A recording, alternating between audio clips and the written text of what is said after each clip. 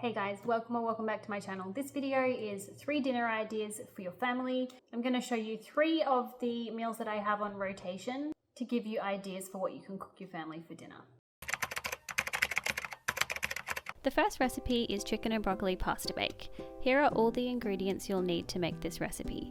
2 tablespoons of butter, a healthy amount of cheese, measure with the heart, a head of broccoli cut into florets, 2 chicken breasts diced, 450 ml of milk, a can of corn kernels, 2 tablespoons of plain flour, nutmeg, roast chicken seasoning, salt, pepper, olive oil, and any short pasta you like. I chose shells.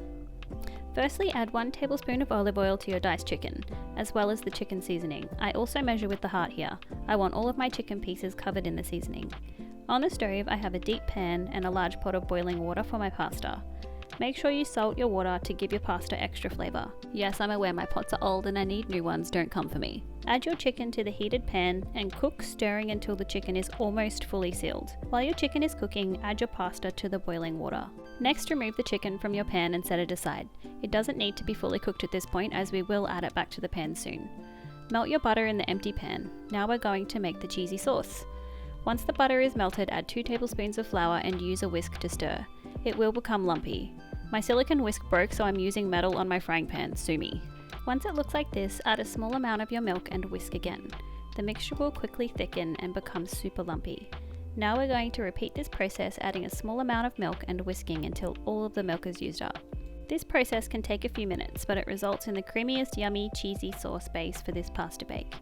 Once you've repeated this process until you've run out of milk, it should look something like this. Now we're going to add the nutmeg. I know it sounds strange, but trust me, this ingredient brings the dish together. I add 1 or 2 shakes of the nutmeg, the official measurement, then give it a whisk to stir it all through. Next we'll add some salt and pepper.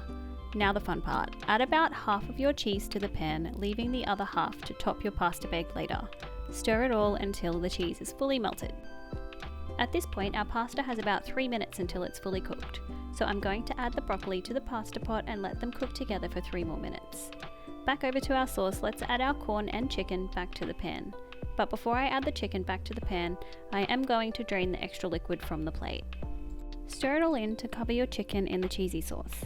Let this cook through for a few minutes until the chicken is fully cooked. Next, drain your pasta and broccoli. Make sure not to overcook the broccoli or it turns to mush. Give it a quick rinse and add it to your cheesy sauce. Now we need to stir it really well to make sure that all of the ingredients are covered in the sauce. Now all that's left to do is add everything to a large baking dish, flatten it out, and top it with your remaining cheese. Pop it in the oven for 12 minutes at 180 degrees Celsius or 350 degrees Fahrenheit for my American friends. And that's it. This cheesy chicken and broccoli pasta bake is a big hit in our house. It easily feeds my family of 6. Tonight my husband is away for work, so I only need to feed 5. Here are the 5 meals plus the leftovers for another day. The next meal is curried sausages. Here are all the ingredients you'll need. 800 grams of beef sausages, 30 grams of butter, 1 onion, 2 celery sticks, 2 carrots, 500 grams of baby potatoes, 2 cups of beef stock, 1 teaspoon of curry powder, 2 teaspoons of plain flour, which I forgot to picture here, and some parsley. First thing I'm going to do is cook my sausages while I prep my vegetables. Prepping the veggies while the sausages cook saves me 20 minutes. Here is how I prep everything to make the recipe easier. First I'm going to add my 2 teaspoons of flour, 1 teaspoon of curry powder, and my salt to this little bowl.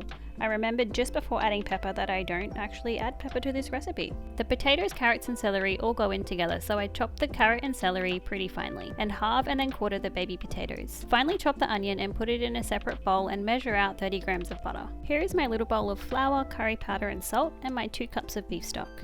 Now that the sausages are almost finished, I'm going to start the rest of the recipe. Melt the butter in a deep pan. Once the butter is melted, add your onion and cook, stirring until it has softened, about 2 to 3 minutes. Now add your flour, curry powder, and salt. Stir through the onion and cook, stirring continuously for another 1 to 2 minutes. Now add your potatoes, carrot, and celery. Give it a quick stir, then add your beef stock. Stir well and bring to a boil. Once boiling, add the lid to your pan and simmer on a low to medium heat for 15 minutes. While that's cooking, we're going to chop up our sausages. Once your 15 minutes is up, we're going to remove our lid, give it a good stir, and add our sausages back to the pan.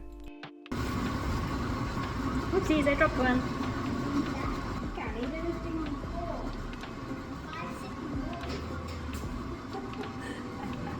Cook stirring until the sausages are heated through. Then add your parsley. Stir until the parsley has been completely mixed in. My kids love this recipe. You can adjust the spice level by adjusting how much curry powder you add. 1 teaspoon means the dish doesn't have any spice, but if you and your family like spicy food, you can add more curry powder. This meal easily feeds my family of 6, but this is another night my husband was away for work, so here are our 5 meals and the leftovers.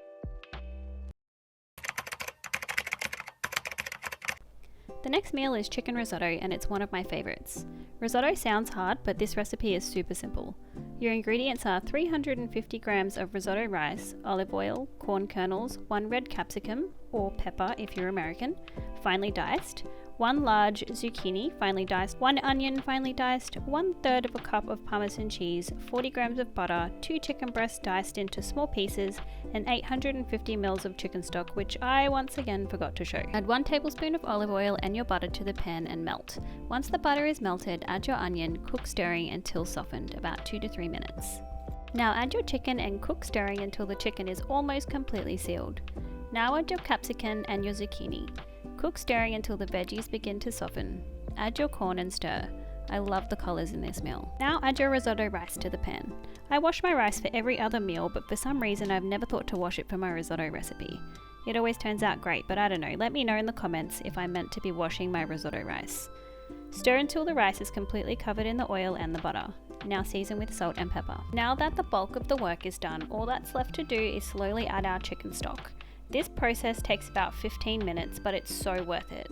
Add your stock 1 ladle at a time. Stir in between each addition, allowing the stock to completely soak in and evaporate before adding another ladleful. Like I said, this can take up to 15 minutes, but once you've run out of stock, your rice should be cooked and your risotto should look something like this. Last step is to add your Parmesan cheese. Stir the cheese through until it's completely melted. This step also thickens up your risotto a little bit. And that's it. Now you have a creamy chicken risotto. This meal also comfortably feeds my family of 6, but once again my husband was away for work. So here are our 5 bowls and a little bit left over in the pan. Thanks so much for watching, guys. I hope you like this content, and let me know if you want to see more like it down below in the comments, and I'll see you in the next video. Bye guys!